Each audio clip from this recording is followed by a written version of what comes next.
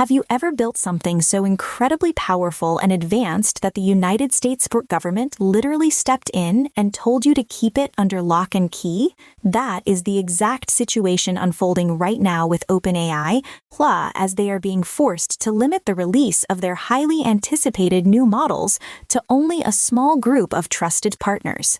This is happening at the direct behest of the Trump administration, and it is sending massive shockwaves through the entire artificial intelligence industry. The company recently announced their next-generation lineup, which includes 3 distinct tiers. You have Sol, their absolute flagship and most powerful model to date. Then there is Terra, which is designed as a more balanced option for everyday tasks. And finally Luna, the faster and much more cost-effective choice.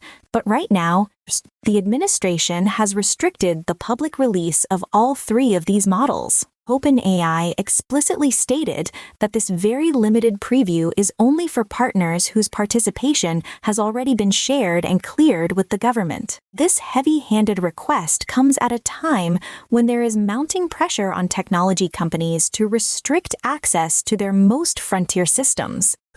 We actually saw a similar situation recently when Anthropic tried to release their Fable 5 model, and the administration ordered them to completely block access for any foreign national, which eventually led to the model being taken offline entirely. The whole scenario is raising serious questions about exactly how much control the government should really have over product launches.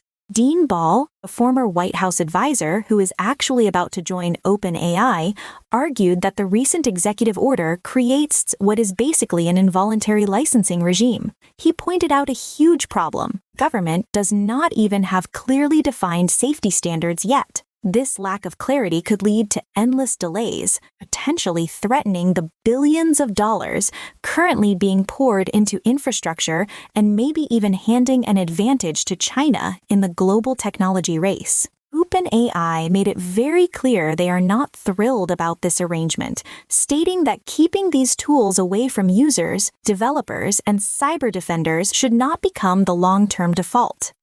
But let us talk about the tech itself for a minute because Sol sounds completely wild. OpenAI says it features improved agentic capabilities across coding, biology, and cybersecurity.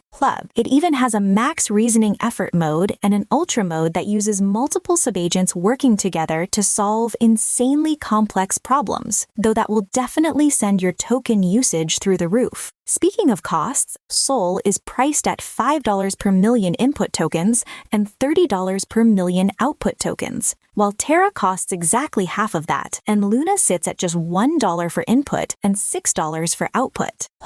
To calm the nerves of regulators, OpenAI built their safety guardrails straight into the core behavior of Sol, making it highly resistant to attacks and intentionally designed to favor defensive cybersecurity work. They are really trying to avoid the messy false positives that ruined Anthropic's launch, but for now, the rest of us just have to wait and see when these models will actually be available on ChatGPT and the standard application programming interface.